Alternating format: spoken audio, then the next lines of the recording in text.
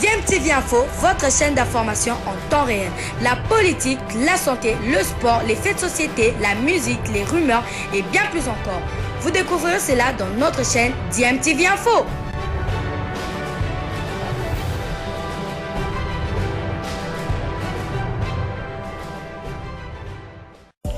Vous êtes sur DMTV, bonjour ou bonsoir, tout dépend de l'heure à laquelle vous nous suivez. Tout plaisir est pour nous de vous retrouver, mais surtout de savoir que vous êtes nombreux en train de suivre votre chaîne YouTube DMTV. DMTV qui vous propose l'actualité, vous propose également des analyses et des réflexions sur des sujets d'actualité, sur des faits sociaux, tout simplement sur des réalités que nous observons ici chez nous en République démocratique du Congo. Bien, mesdames, messieurs, chers amis du sport, 0-0 à la mi-temps entre la République démocratique du Congo et l'Ouganda, mais je dois avouer que nos léopards viennent de passer une période difficile. Hein? Apparemment, l'équipe n'est pas au point. Il y a beaucoup de failles. Vous avez certainement constaté dans des combinaisons, la passe n'arrive pas. Il y a un peu de panique en défense. Les joueurs ne savent pas bien se contrôler. Est-ce que cela présente des inquiétudes pour vous? Oui, moi je suis inquiet parce que on n'arrive pas à garder le ballon. Ouais. On n'arrive pas à poser le ballon. Parce que le foot, c'est ça. Il faut d'abord poser le ballon, jouer ensemble. Or que là, il est difficile de faire 3 passes successives. À la 3e passe, elle est ratée. Donc, je suis vraiment inquiet parce que c'est des moments difficiles. La seule chose qui me réconforte un peu, c'est que les Ougandais ne sont pas tellement meilleurs que nous.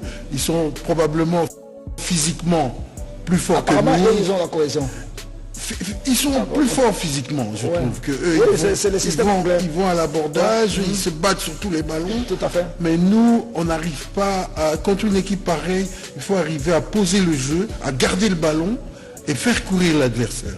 Et on n'a personne en milieu de terrain qui est dépositaire du jeu, qui peut dire que non, donnez-moi le ballon, on va jouer. Je ne vois pas lequel. Alors moi, peut-être que le coach qui, lui, les connaît mieux que moi, pour en citer un. Coach, Moutoumossi, Mike Micha, perdu des radars. On ne les a pas retrouvés.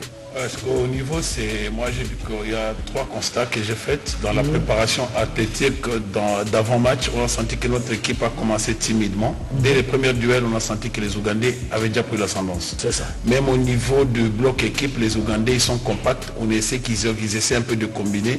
Ils posent la balle à terre. C'est au niveau de la réaction, dans le discours, dans le coaching, que l'entraîneur devait vite réagir après les 5 premiers minutes. Parce qu'on a vite senti que les Ougandais commençaient à nous faire reculer. Même dans leur défense, il y avait de la panique. Il fallait remettre d'abord la confiance, demander à notre médiane de savoir commencer à venir prendre le ballon. Il devait revoir le plan de jeu au niveau de l'animation. Parce que dans l'animation, on est resté avec 2 milieux défensifs, un milieu offensif, or que les Ougandais nous bouffent dans la récupération. Au niveau de la récupération de l'entrejeu, ce sont les Ougandais qui ont pris le dessus. Or que l'équipe qui perd donc la récupération en médiane, vous aurez à subir le jeu et c'est ce qui est en train de se passer. Je crois que l'entraîneur Otis Ngoma, c'est une première mi-temps, donc il doit revoir, remotiver, changer le plan de jeu et surtout chercher à mettre des joueurs qui peuvent poser la balle à terre, des joueurs qui peuvent donc chercher à prendre le match pour leur compte. Nous avons cette configuration, nous avons des Sosé Zemanga, c'est un joueur qui sait poser le jeu. J'ai très bien dit par rapport à la configuration de jeu, les joueurs comme Bokade Lupopo avec les pistons au niveau du couloir gauche, c'est ce qui nous manque parce qu'il faut maintenant qu'il y ait l'appui des latéraux pour arriver à jouer la supériorité numérique dans la récupération au niveau de la médiane. Nous devons passer à la médiane, donc à la défense en 3. Pour essayer un peu d'étoffer notre médiane, pour faire l'équilibre. C'est un joueur technique, il joue avec l'intelligence. Maintenant, il faut maintenant chercher à entrer dans cette configuration. C'est à nous d'imposer aux Ougandais un football technique, il faut savoir poser, et les joueurs qui peuvent venir prendre le ballon et chercher à... On a aussi l'impression que cette équipe n'a pas eu suffisamment de temps pour créer la cohésion, hein, parce que là on sent qu'on a le sentiment que les joueurs ne se connaissent pas assez. La qualité d'un grand entraîneur, c'est l'adaptabilité. Il faut savoir s'adapter par rapport aux conditions. Donc je crois que nous connaissons que le championnat s'est arrêté. Et il n'y a pas eu beaucoup de matchs. C'est au niveau de la gestion de l'entraînement, dans la programmation, qu'il fallait penser à ça. Donc il faut savoir s'adapter. Vous savez qu'il n'y a pas de match. C'est à vous de les créer. C'est à vous de mettre des conditions pour arriver. Parce que la compétition, ça se prépare. Donc je peux dire que la responsabilité est partagée dans la mesure où la Linafoot n'organise pas bien son championnat. Ça crée des problèmes, les joueurs sont en vacances, ils n'ont pas le temps de s'exprimer suffisamment au niveau de leur club. Le championnat reprend, il est stoppé, il n'est pas régulier et il y a des répercussions négatives sur l'équipe nationale. Parce que là, il faut féliciter quand même Otis, c'est du bricolage. Hein. Là, il faut faire un effort pour avoir au moins 11 de départ parce que sinon... Au niveau du staff, ils doivent se parler avec Guy Boukassa, Michel Kizoma, Makam Zoumale et Paulette Ogala. Ils doivent se parler pour élever le niveau. Ne pas chercher à subir parce que l'équipe, comme j'ai dit que les Ougandais, ils vont nous amener à l'usure. Est-ce qu'on peut élever un niveau en plein tournoi? Oui, parce qu'il y a de ces joueurs qui ont cette configuration. Il y a des joueurs comme Sosé Zemanga, lui, il veut. Ce sont des joueurs de qualité. Il veut, mais lui, il aime bien avoir le ballon au pied. Il est sur le terrain. Il est sur le banc. Donc nous on connaît ces joueurs parce que nous sommes dans ce championnat. Je suis de la direction technique nationale. On connaît à chaque match, donc dans telle configuration, il y a tel joueur qui peut répondre. Donc aujourd'hui, nous sommes incapables de garder le ballon même en attaque. Et chaque fois que la balle arrive... On n'a presque pas tiré au but. Donc comment est-ce qu'on va tirer au but? Pour se qualifier, il faut tirer au but. Les attaquants reçoivent le ballon dos au but. Donc pour tirer, il faut être face au but. Et pour être face au but, il faut des passes de profondeur, il faut les appeler dans les intervalles. Tout ça, c'est au niveau du plan de jeu que l'entraîneur Otis Ngoma doit arriver à changer son discours. Et même le joueur Ikangalombo, sur qui on compte, on l'appelle Mbappé, les Mbappé congolais, ça, il n'a rien à voir avec les vrais Mbappé parce que là, il est porté pratiquement disparu. C'est un jeune, il a encore des paliers à franchir, mais il faut lui mettre dans les configurations. Même Mbappé, il y a des matchs, Mbappé passe à côté. C'est dans le match qu'il a des joueurs qui peuvent le mettre en évidence. Vous pouvez les coincer pendant 89 minutes, mais en 1 minute, il vous sort le grand jeu et il vous marque ou bien soit il fait marquer.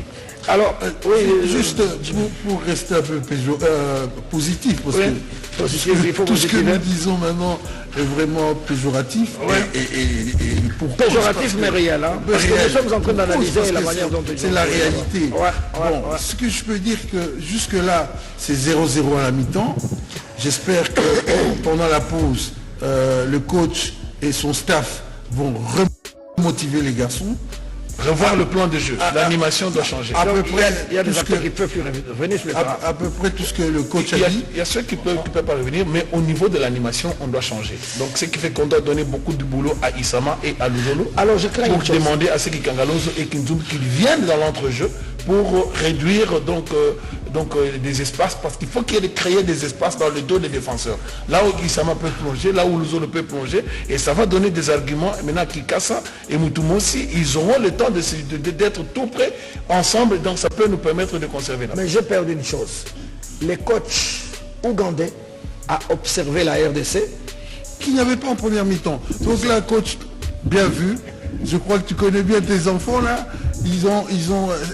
On a exécuté tes changements et ça a apporté quelque chose. Sincèrement, la deuxième mi-temps, je pense que ça m'a un peu réconforté et donné un peu de courage pour la suite du tournoi. Parce qu'en deuxième mi-temps, quand même, j'ai vu qu'il y avait de l'engagement, qu'il y avait de la vitesse, qu'il y avait aussi des combats dans des corps à corps.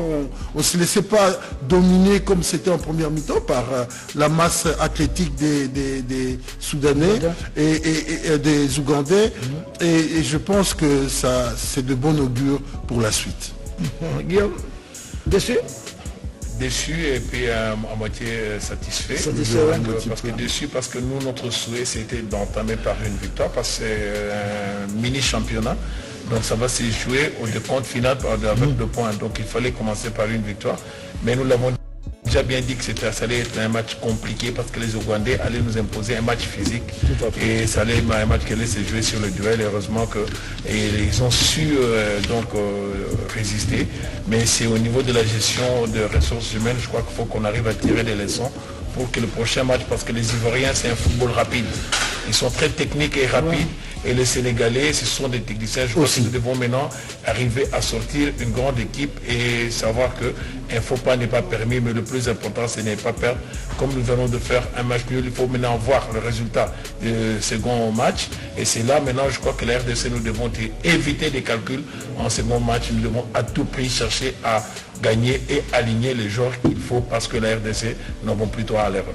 Oui, la RDC donne l'impression d'une équipe qui n'était pas vraiment prête pour ce tournoi, parce qu'il y a beaucoup de défaillances, il faut reconnaître quand même.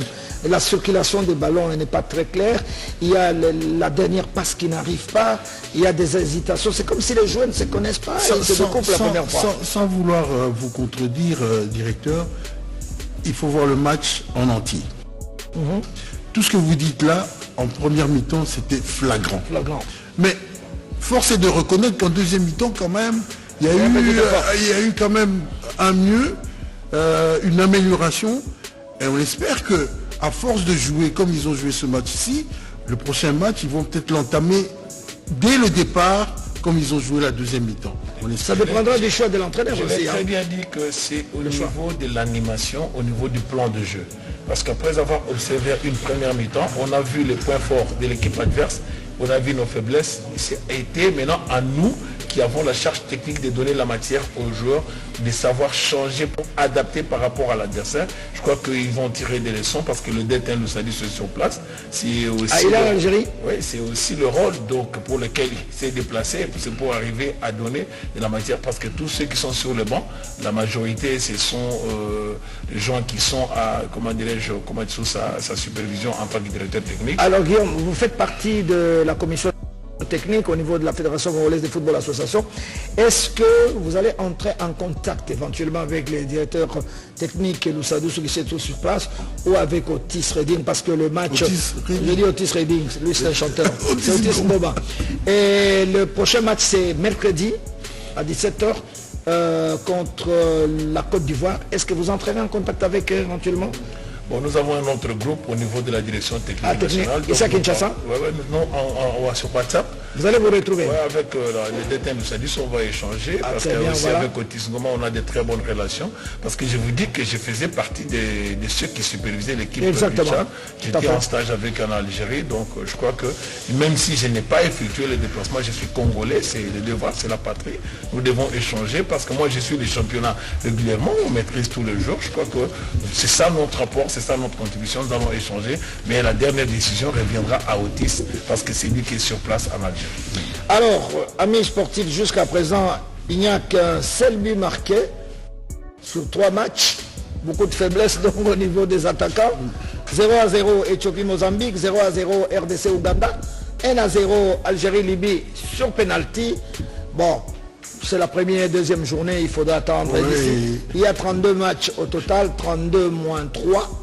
Il reste encore beaucoup de matchs, il reste 29 matchs à jouer, on verra. Voir si les attaquants sont prolifiques. C'est des jeunes joueurs aussi, il faut les connaître, qui jouent sur le continent africain, avec des championnats parfois en dents de scie, parfois c'est organisé. Chez nous, la Lina Foot, elle s'arrête, elle démarre pas, les calendriers perturbés, des forfaits en cascade. Ça affaiblit aussi l'équipe nationale. L'équipe nationale vient de clubs, avec des joueurs qui sont fournis par les clubs. Si les clubs ne sont pas réguliers en championnat, il est difficile de monter une équipe nationale solide. Mais c'est pour ça que je dis, on verra pour la CAN. Au mois de mars, on aura une double confrontation avec la Mauritanie. Bon, pour le moment, on a 3 ou 4, 5 binationaux seulement qui ont le niveau international. Les autres, il faut rechercher, Dieu seul sait comment ça va se passer. Et comme la Lina Foot est en train de tâtonner, j'espère que nous allons nous saisir, Guillaume. Nous ne cesserons jamais de le dire. Je crois que c'est au niveau de la politique, il faut qu'il y ait d'abord cette volonté politique de comprendre que le sport était aussi un facteur fédérateur. Parce que le sport aujourd'hui, avec tout ce qu'il y a comme crispation en République démocratique du Congo, nous devons investir dans cette jeunesse parce que c'est un facteur qui va aider le pays à vendre une image positive. Je crois qu'on ne cessera jamais de le répéter. Nous avons la volonté d'avoir un chef de l'État qui est très sportif. Et de par cette volonté, il faut que maintenant que cela soit relayé au niveau des autres animateurs, au niveau du gouvernement, et à nous aussi qui sommes dans le sport d'être sérieux. C'est là aussi les bas blessent. Les moyens, parfois on met, vous l'avez toujours décrit, je crois que maintenant chaque Congolais doit prendre conscience qu'il n'y a personne qui peut mieux faire au Congo si ce n'est que nous-mêmes le Congolais. Alors, je suis sûr que la plupart des Congolais dans les salons vous les dites, oh gagner, Lelo Uganda Kopola, Lelo Uganda Kopola. Chers amis, Kopola Wana, on ne peut pas les résultats. C'est vrai, le chef de l'État, il est trop attaché au football, ça, vous pouvez dire tout ce que vous voulez, nous avons des preuves suffisantes. Alors il faudrait que les autres suivent. Il y a des matchs qui ont été annulés. Parce que, pour loger une équipe étrangère ici à Kinshasa, c'est 20 personnes, c'est à peu près 10 chambres. 10 chambres. Même un chauffeur de taxi peut mettre la main à la poche et payer la chambre. Mais a fortiori, les ministères des Sports. Ça, c'est aussi. Ils n'ont pas eu beaucoup de matchs amicaux, il faut le dire. La cohésion vient des matchs amicaux, des matchs d'entraînement. Les stages en Turquie ont été annulés à la dernière minute. Les Diables Rouges du Congo devaient venir ici. 2 matchs, ça a été annulé. Les pauvres Otis Goma. Si on voulait exiger les résultats, mais il faudrait qu'on mette tous les moyens pour permettre au staff aussi d'organiser des matchs amicaux. On a eu à travailler, on a eu à préparer un mémo. Exactement. Au niveau aussi de la politique, il faut qu'il y ait cette volonté politique. Absolument. Parce qu'au niveau aujourd'hui de notre politique, la politique sportive doit être accompagnée. Absolument. Nous avons des entreprises qui mettent beaucoup de moyens sous d'autres cieux. Exact. Aujourd'hui, pourquoi les mêmes entreprises sont au Congo, mais ils ne veulent pas. Donc, quelque part, nous devons s'y revoir, parce que l'État seul ne saura pas. Mais il faut qu'il y ait aussi des sponsors. Nous avons des équipes nationales de France, ce sont des sponsors, ce sont des entreprises privées qui mettent le moyen. La fédération est autonome. Tout ça, ça va compenser l'État avec la politique et certaines orientations. Bref, les États généraux, je crois que c'est à cela qu'on servit tous l'argent. Donc, bref, nous devons arriver à réfléchir, parce que c'est notre pays. Nous ne pouvons pas chaque fois revenir au point zéro, chaque fois que ça ne va pas, mais le plus important, il faut qu'on arrive à rebondir pour qu'on donne une bonne prestation en Algérie, pour ne pas décevoir aussi les Congolais qui sont chaque fois scotchés derrière la télé, et chaque fois qu'on se sont les mêmes problèmes qui sont en train de revenir. Voilà, donc 0-0 entre la RDC et l'Ouganda. Deuxième match pour la RDC, mercredi à 17 h contre la Côte d'Ivoire. Vous allez rester chez vous parce qu'on aura la Côte d'Ivoire ce soir avec des Sénégal. Vous aurez Laurent Galampeyoua sur ce plateau. Je voulais vous signaler un effort fourni quand même par un ancien ministre des Sports. Il est rentré dans son village. Il a construit un stade qui avait un autre nom, mais comme le président de la FIFA, à la suite du décès du roi Pelé, a demandé à ce qu'on baptise au moins un stade dans chaque pays au nom du roi Pelé. Monsieur Omer Egwake, vous avez connu, ministre honoraire des Sports, lui, a un stade qu'il est en train de construire à Bumba. C'est ça la photo. Hein. On ne croyait pas qu'on est à Bumba, dans la province de la Mongala. Ce stade s'appelle le stade Roi Pelé. C'est extraordinaire. Il sera inauguré en juin 2023, cette année. Ce stade a une capacité de 5000 places avec une pelouse naturelle. Et à côté, il y aura une académie de football qui sera créée avec des dortoirs, des salles de musculature. Il y aura une infirmerie, un internat pour 60 jeunes de 11 à 13 ans. Dans un premier temps, ce sont des jeunes de Bumba. Bumba, c'est à l'équateur, je crois, vers le nord, n'est-ce pas? Et puis après, petit à petit... Ils sont champions en culture de riz. En culture de riz, voilà. Donc les internes n'auront pas faim parce qu'il y a du riz. Non, et voilà. Puis ça va permettre à certaines entreprises brassicoles peuvent aller s'installer et peuvent être des vrais sponsors. C'est ça. Alors vous avez d'initiatives qu'il faut, plébisciter et encourager. Aujourd'hui, nous sommes en train de parler du Maroc. C'est comme ça que le roi... Voilà. Donc le roi Mohamed VI a construit une académie. Aujourd'hui, l'équipe nationale a produit des jeunes qui sont produits l'académie de Dossard 8, qui est allé même jusqu'à la Coupe du Monde. Il est sorti de cette académie il y a eu 6 jours. Donc, bref, c'est cette volonté que nous voulons, qui doit être relayée par la politique et aussi les gens qui ont la vision de comprendre que le sport est un élément fédérateur qui peut aider l'État et surtout à la cohésion nationale. Bien, voilà. Bravo donc à Omer Egwake Akembe, ministre honoraire des Sports, pour cette initiative. Merci aussi à tous ceux qui participent aux travaux de construction. Bindo Hippolyte à la santé, Jean-Louis Essebofala, l'ingénieur Bofala, qui est chargé du stade de Martyr. Il avec les Chinois. Il était à Kalemi pour le stade de Joseph Kabila Kabange. Maintenant, il est à Bumba pour le stade de Roi Pelé. Voilà, il faut encourager ces initiatives, amis sportifs. Maintenant, je pense, je vous ai dit que la RTNC, c'est du business. Nous vous proposons des grands événements sportifs, mais nous devons aussi gagner de l'argent. Et nous avons tout un espace marketing avant de chuter sur le deuxième match. Donc, à nos amis de la direction marketing, vous avez l'antenne pour recevoir la plupart de nos annonceurs qui ont passé toute la soirée avec nous ici.